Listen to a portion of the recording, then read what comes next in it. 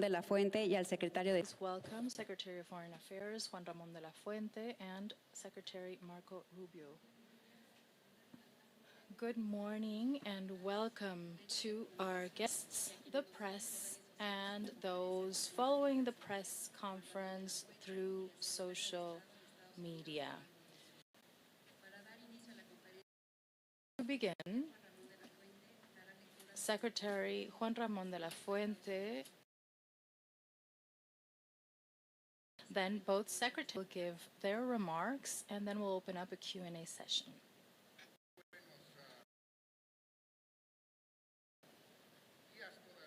Good morning to you all.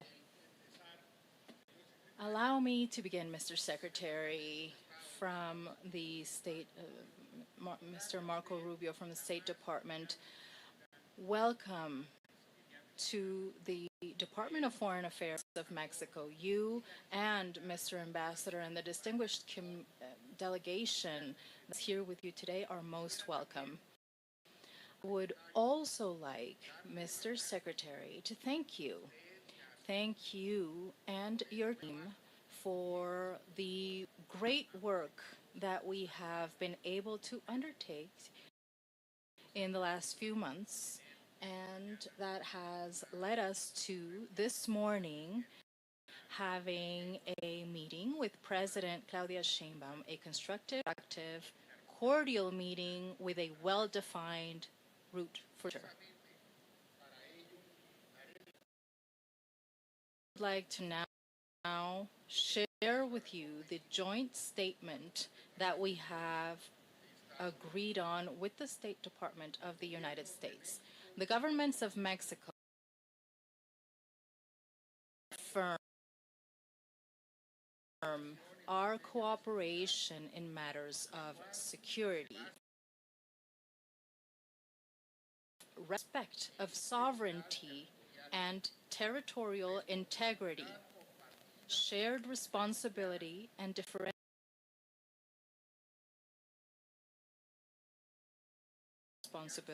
as well as on mutual trust. The goal is to work with them through reinforced and strengthened cooperation amongst our respective national security institutions, law enforcement, and judicial authorities. Furthermore, we will collaborate to address the illegal movement of people across borders. This cooperation, through specific and immediate actions, will strengthen security throughout our shared border, will stop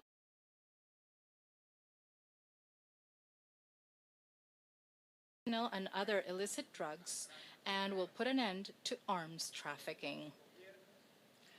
Both governments' high-level implementation group that will meet regularly to follow up on joint commitments and actions undertaken within our own countries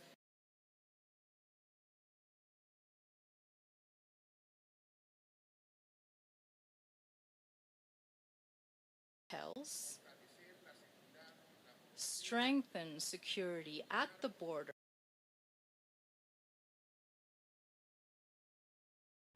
to prevent fuel theft, increasing inspections, investigations, and legal processes to the flow of drugs trafficking.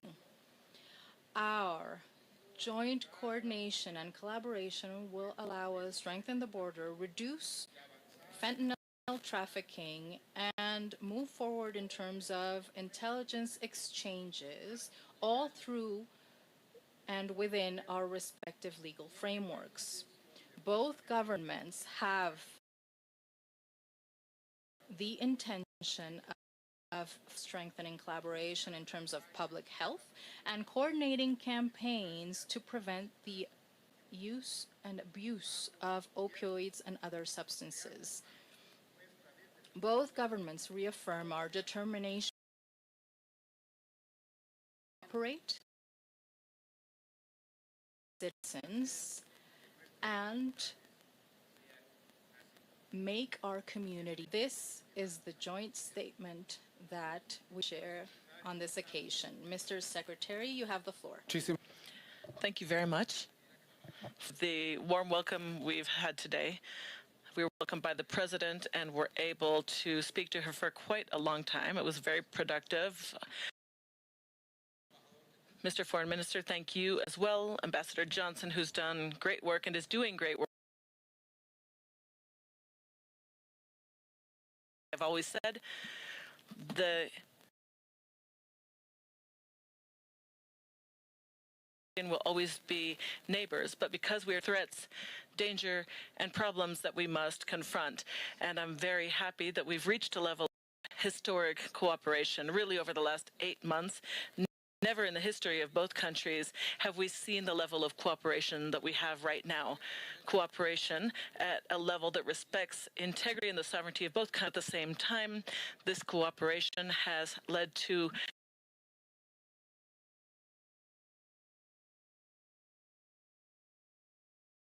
results that the numbers we've seen 55 individuals who were requested of difficult operation. It was not easy.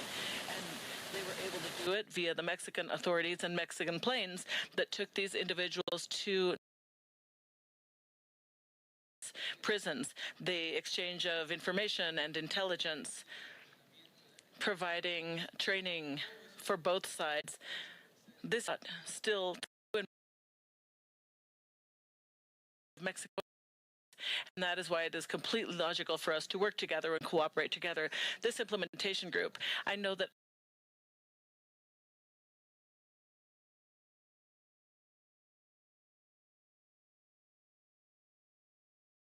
will, when it comes to our cooperation, there's no other government that's cooperating as much of Mexico and President Sheinbaum's administration. We are very appreciative, and we have a lot to do together still when it comes to making progress towards this common goal. So I would like to thank you for that. We have spoken many times. As we spoke today, President Sheinbaum has spoken to President Trump 14 times. Much has been achieved, and we will continue to exchange ideas and in our work. Different agencies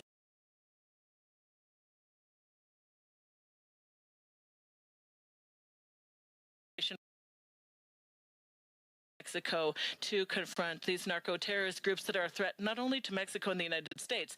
They are the peace and stability that we have a lot to do still. We are very focused. As you've seen, the president is focused on crime in our own country. There's cities in the U.S. that are extremely dangerous. I live in Washington, obviously, a city that has seen a massive increase in crime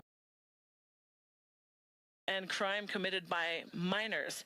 The president has deployed federal agencies and the National Guard to the city, to the streets, to ensure that this does not have to do it in other cities if necessary as well, because we all have problems and we need to confront them. We also know that many weapons that are in the hands of these cartels are weapons that have been purchased from a source in the United States, and these weapons have been trafficked, and this is a problem. Caribbean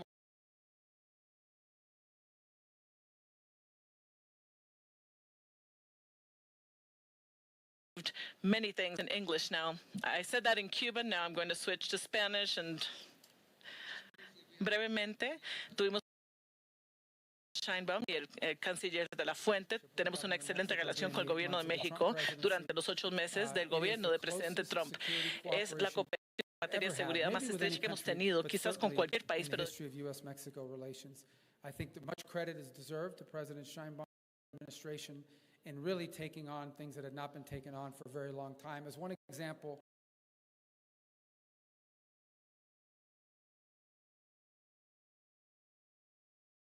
it was Mexican authorities who moved them out of jails and transported them themselves into American facilities where they will stand trial, and we believe not just serve the rest of their lives in jail once a jury hears their case, but perhaps will share valuable information that will allow us to identify even more dangers that confront our countries. Because of our geography, And that means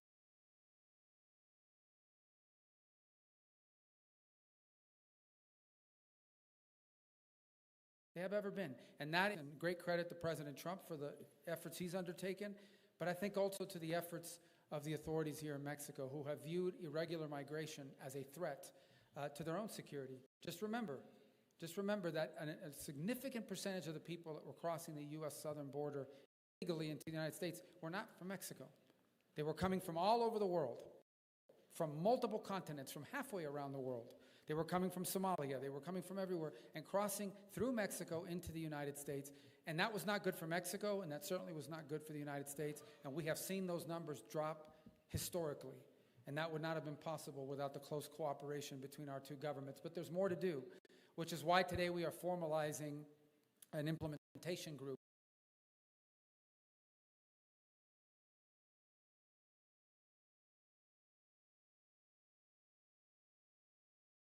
High-level group that will meet and coordinate on a regular basis to make sure that all the things we are working on, all the things we have agreed to work on, are happening, are being implemented. Times we'll be in touch many more times because there's still a lot of work to do together. But this is an important and I believe a significant day in the relations of our two countries as we are able to continue to formalize this unprecedented, historic, and so far highly successful security cooperation between the government of Mexico and the government of the United States.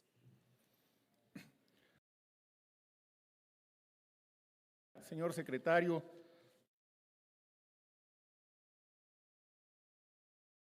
in Mexico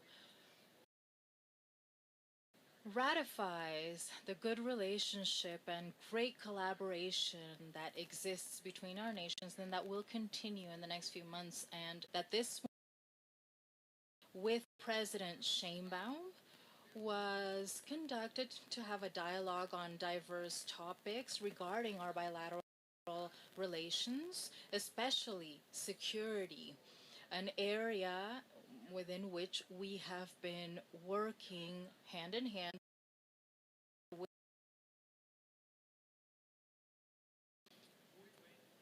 Today, we have come to a very good agreement, form and move forward with a cooperation program based on 4 basic principles.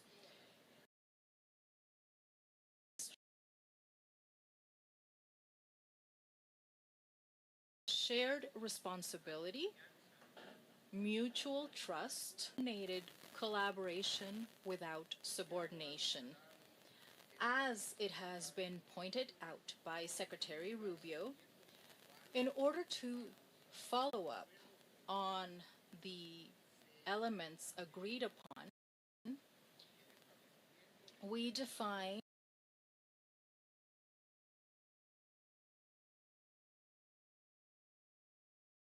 mechanism that will meet periodically to assess progress and ensure the achievement of the goals that we have. This understanding, this agreement we have come to includes measures to combat illicit financial flows,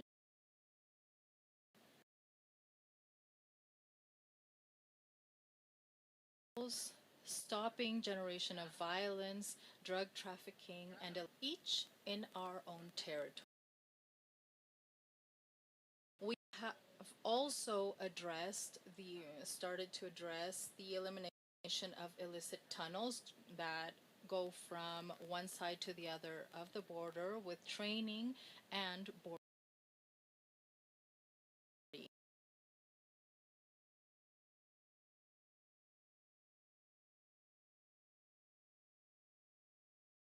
conducted and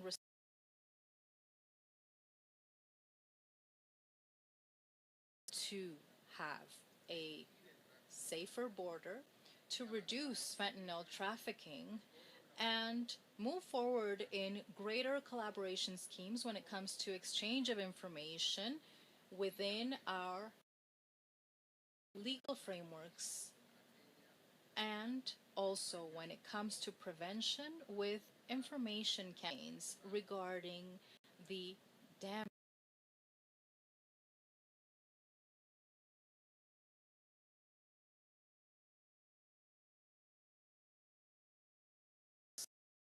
As you know, addressing the causes is a crucial component of our security strategy. President Sheinbaum, I am pleased to inform that this dimension of our joint work is considered within the mechanisms that we have created to work together.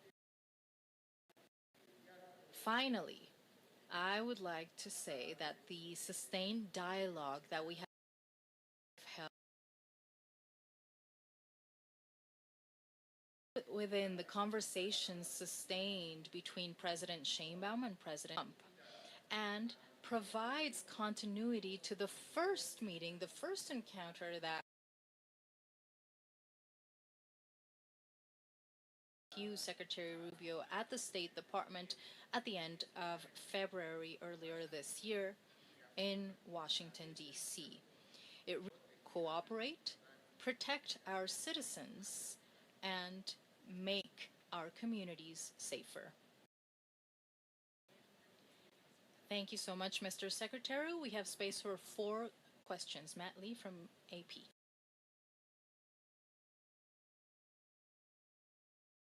Hola, buenas tardes. Señor secretario y señor secretario. Yesterday with the Tren-de-Aragua vessel that was destroyed by the U.S. military. There still seem to be a bunch of lingering questions about how this all came. For example, how were you so convinced or so sure that they were Tren-de-Aragua members on board, and what kind of drugs were they transporting?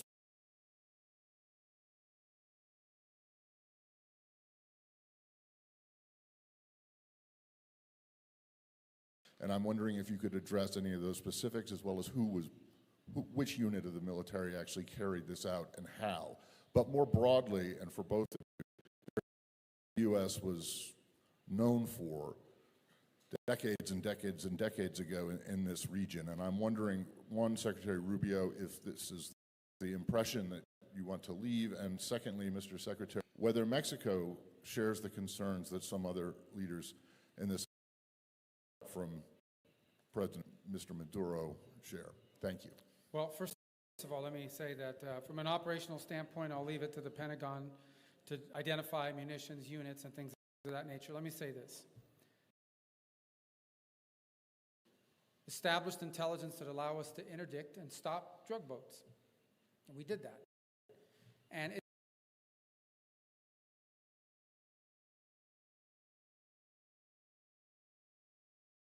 they bake it into their economic. What will stop them is when you blow them up, when you get rid of them. So they were designated as what they are narco-terrorist organizations. So the same information and the same intelligence mechanisms with maybe a higher focus was used to determine that a drug boat was headed towards eventually the United States, and instead of interdicting it on the president's orders, he blew it up. And it'll happen again. Maybe it's happening right now, I don't know. But the president of the United States is going to wage war on narco-terrorist organizations. This one was operating in international waters, headed towards the United States to flood our country with poison, and under President Trump, those days are over. Fue sobre la operación Caribe en aguas internacionales, y yo no voy a comentar sobre qué The Department of Defense can speak to that, but I will say the following. These cartels have used maritime utes over many years, and we have intelligence. We know they're coming. But that does not work, because these cartels know, they say, well, we're going to lose 2%. We're going to lose a certain percentage of the drugs we're selling. That's part of that they've included as a part of doing business. These are cartels that are earning billions of dollars. So they don't one or two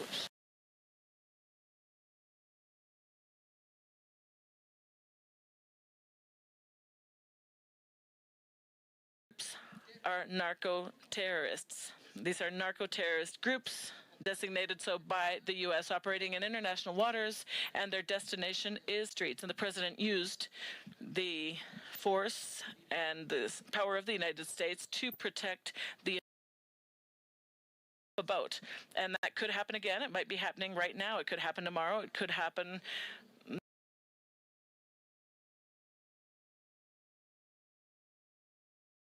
using these maritime routes through the Caribbean are not going to be able to continue to act with impunity. They will not simply lose a shipment and be set free. That's a promise he made to the American people. He was elected because of that promise, and he's going to make good on that promise.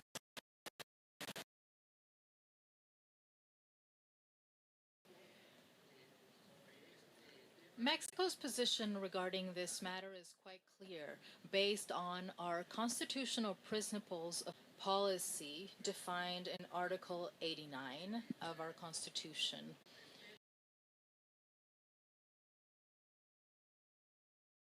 Respect to conventions and treaties on these matters. Thank you. Now, Enrique Acevedo.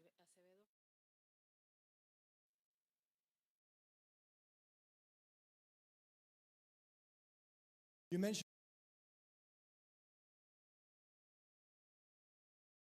Se está permitiendo armas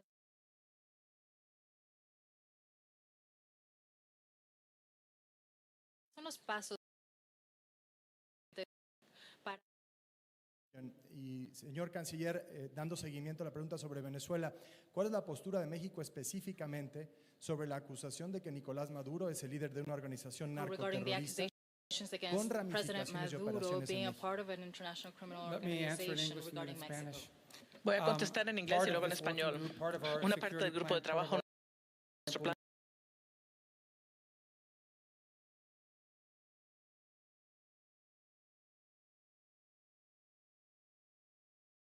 alcohol, tabaco y armas de fuego y de FBI que están involucrados. Y no se trata solo de México, ¿no? Las armas llegan a Haití, a Jamaica, a Trinidad, al Caribe.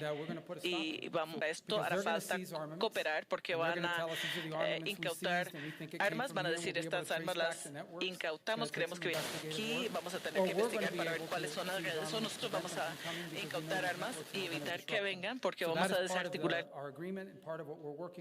And by the way, we think it adds to our own security. I would make one more point, and that's the unconventional. Some of these, we are increasingly concerned that these cartels are now.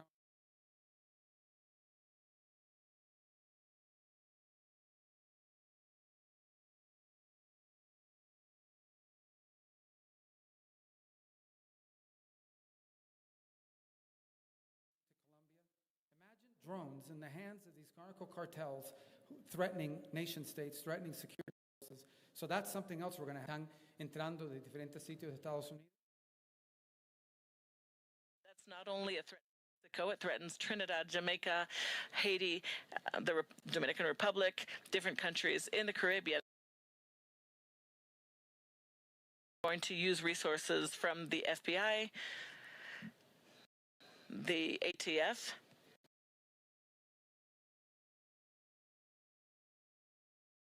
and disrupting them. And there will have to be a lot of cooperation there. For example, Mexican authorities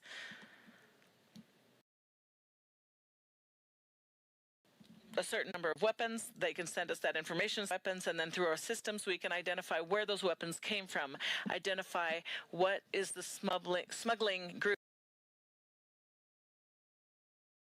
and then not allowing for that to continue happening. And finally, I know this wasn't the exact questions, saying so. It's not the U.S. government. That was a grand jury in New York, which is a quite liberal from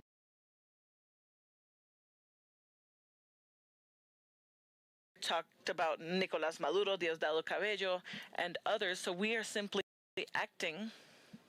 We are only acting on something that a grand jury in 2020 handed down.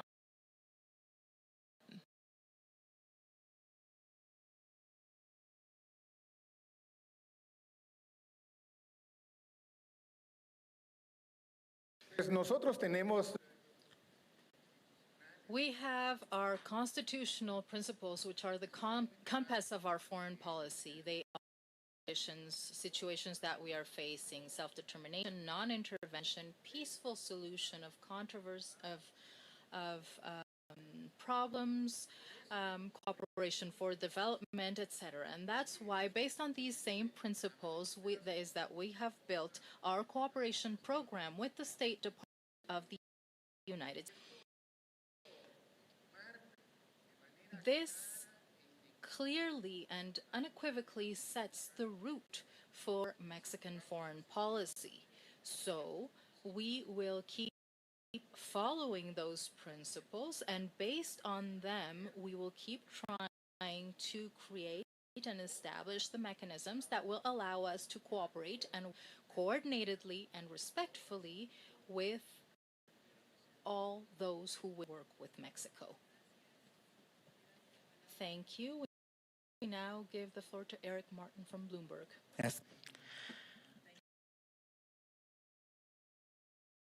Yes. Gracias. Secretario.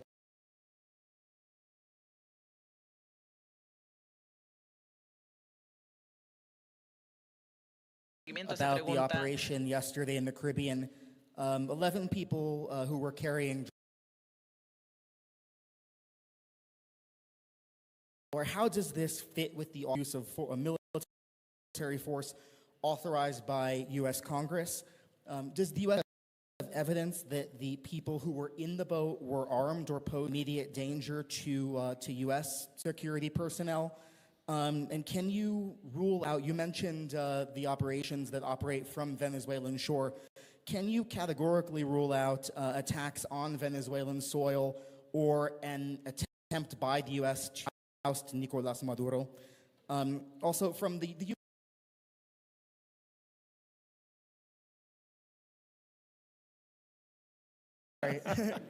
but from the U.S. perspective of what was... Abusador de la prensa norteamericana. Ustedes ven cómo Es, abusan. es algo que hacemos también. Questions. Cooperation agreement. Is the U.S. removing the 25% fentanyl tariff in place on Mexico that had been in place on the basis of fentanyl trafficking, or is that a recommendation that you will take back to President Trump and the trade team? And finalmente, secretario, para dirigir una pregunta a usted, un gusto ver nuevamente, secretario de la Fuente. Con la larga historia de las invasiones que provienen de los Estados Unidos, ¿cómo ve México el...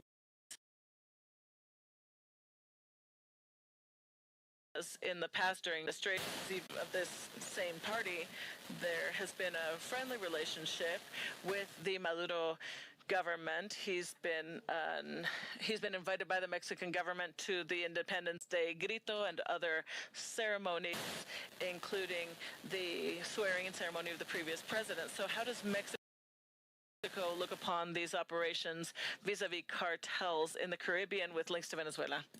Bueno, voy a contestar. El presidente de los Estados Unidos ha determinado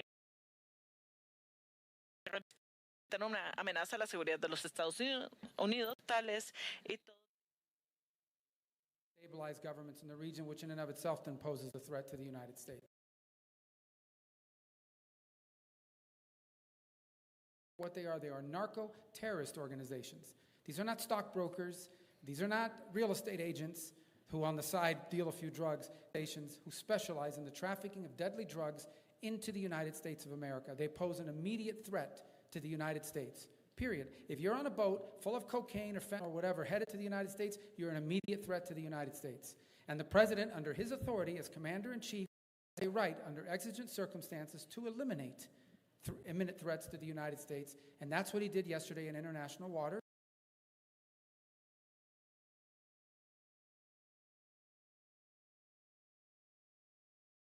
Watch these people sail up and down the Caribbean like a cruise ship.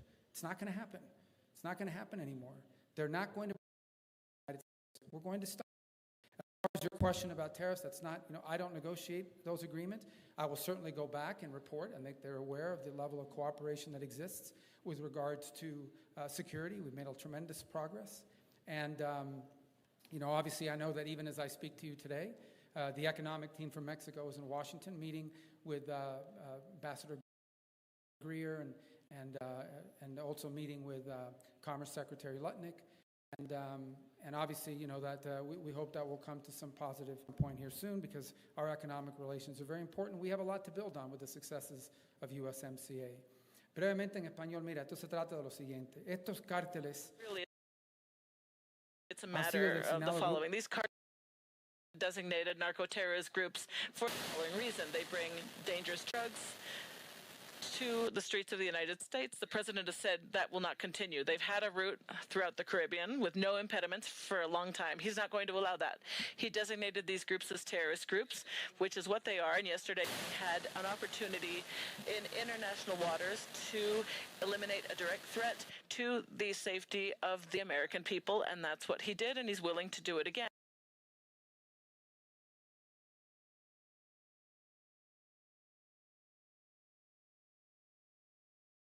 Based on that promise, and he was going to make good on it. I will answer you in English.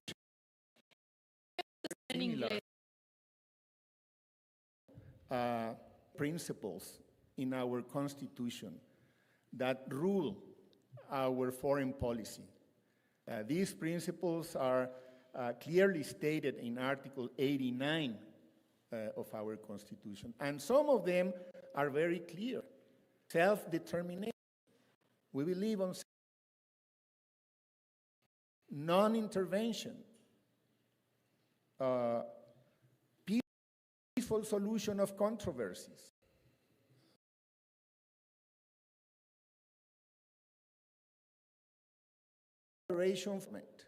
and so on. So these principles are the ones that really rule our foreign policy, and we are going to stick to them, because that's our mandate, and of course, those have been also the instructions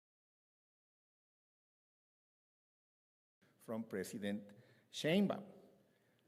Ahora, México es un país de paz. Is and a country that relations with all countries around the world who wish to do the same with Mexico.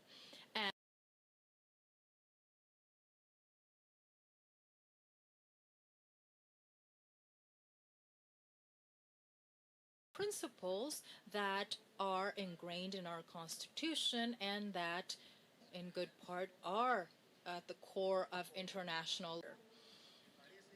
That is why it seems very timely for me to highlight the comment made by Secretary pertaining to the way in which we have been able to create this cooperation program stemming from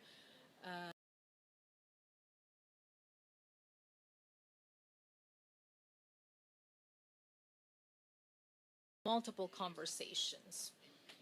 What's most important from this understanding that we have come to is that it is based on these same principles that will allow for us to keep moving forward, addressing a range of topics that are mentioned in this cooperation program, all of which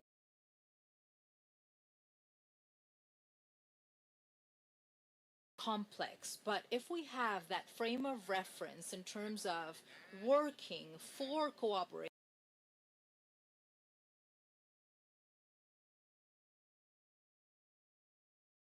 based on our keeping up our efforts, respecting each country's sovereignty, each country's territorial integrity, good understandings, and that will allow us to keep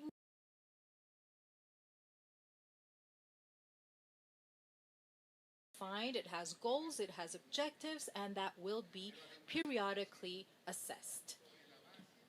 Furthermore, we do this also the fact that in these first 8 months,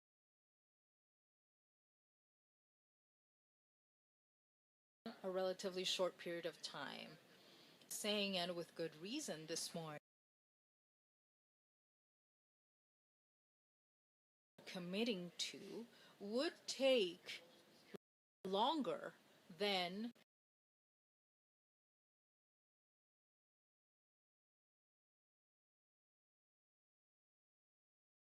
ever. In just 8 months,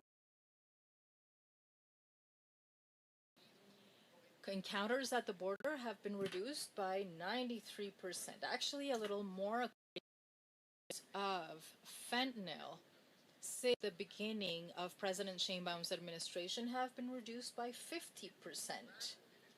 The last information coming from the security strategy implemented by Mexico shows us that there has been in crime.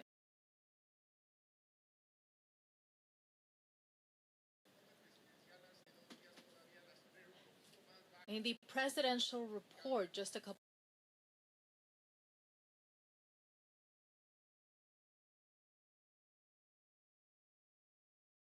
count, but it has dropped further. So we have strategies that work and that are based on these principles. What I would like to show the U.S. and Mexico is that we can build cooperation and collaboration models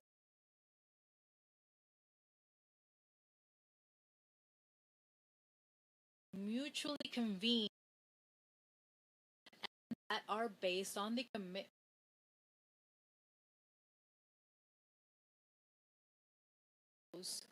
that are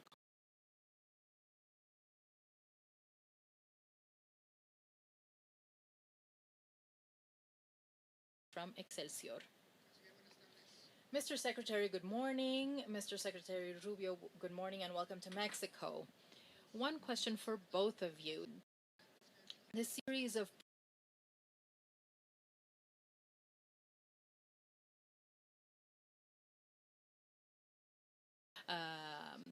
migration and other commercial aspects, etc. I would like to ask you, as security, and what will we see of operations, joint operations, or forces in their own territory, respecting sovereignty? What would be the ideal scenario under which Mexico and the United States would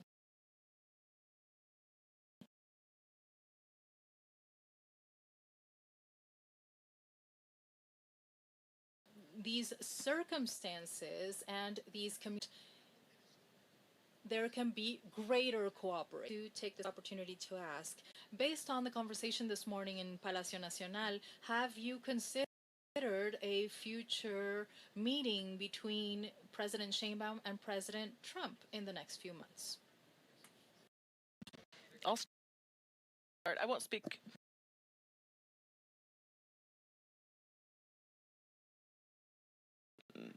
because cartels read the press too. I'm going to say the following. They've always existed, but we've broadened them because they're resources.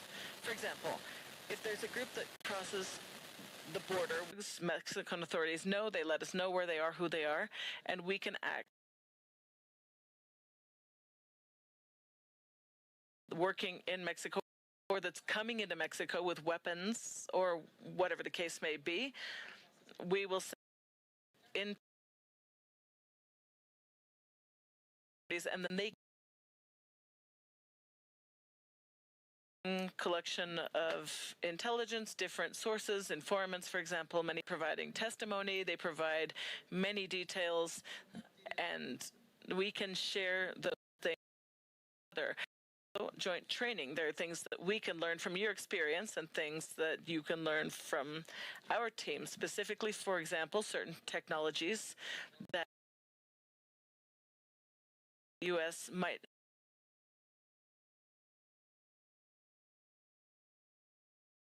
Mexican authorities may have identified as something that would help their actions. We could provide those kinds of things as well. So cooperation has always existed between law enforcement agencies, but we're talking about expanding that to a broader, more structured type of cooperation and dependent on the situation. But we both have intelligence we can share, information we can share, and all of that helps. And capacities also that could be provided through equipment if it is requested. They might already have it and not need it. La pregunta tiene que ver con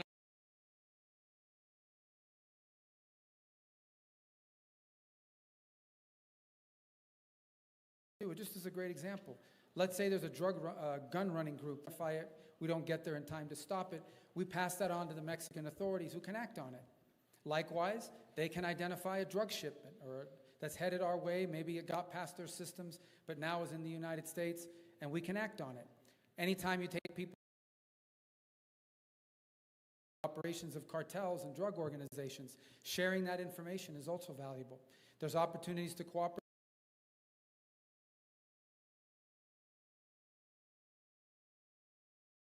used in the past in other areas of the world, and they have an interest in purchasing it or have an interest in acquiring it, and we can provide that to them. Or vice versa, maybe they have something. It also has to do with joint training. Maybe there's things they do operationally that they have learned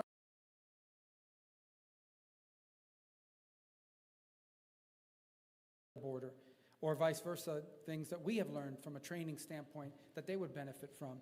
That's the kind of cooperation we're going to amplify on and operate together on, and analyzing it, systemizing it, making it a regular, ongoing feature of a broader cooperation on an issue of mutual concern.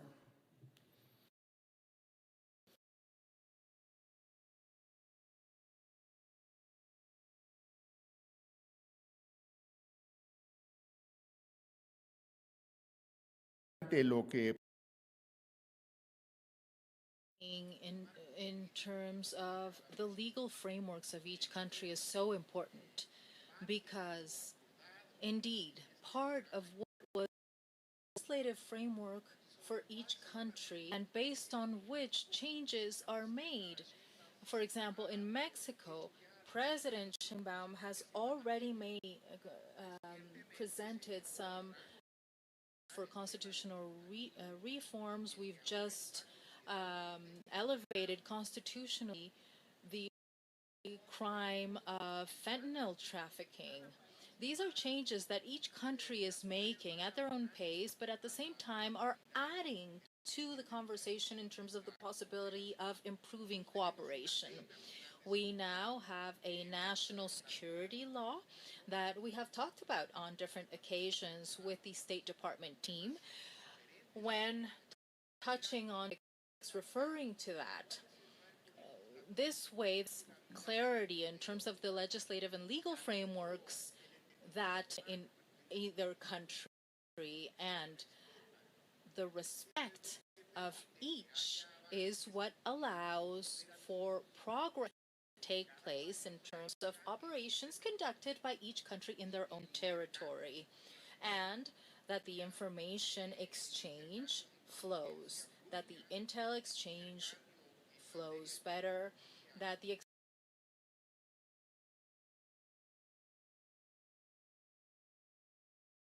flows as well. I believe that with this new cooperation program for border security, that is why it's so relevant. We will be seeing in the upcoming months and years more and better results in this field, in this arena that is in the best interest for the people and government of Mexico and the people and government.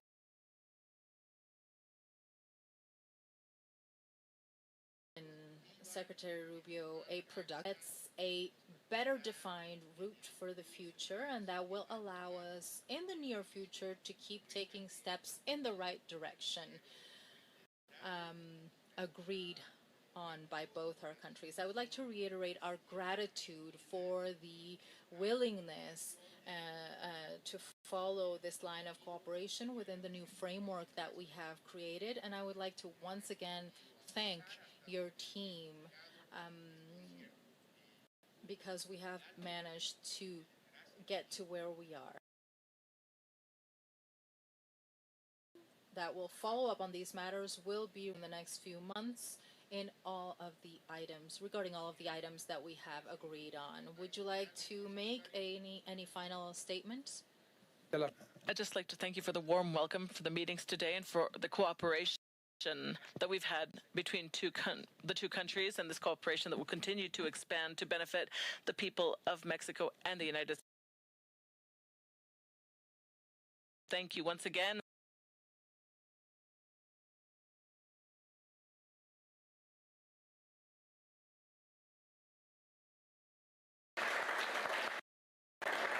Muchas gracias a todos. Thank you, everyone. Have a wonderful day.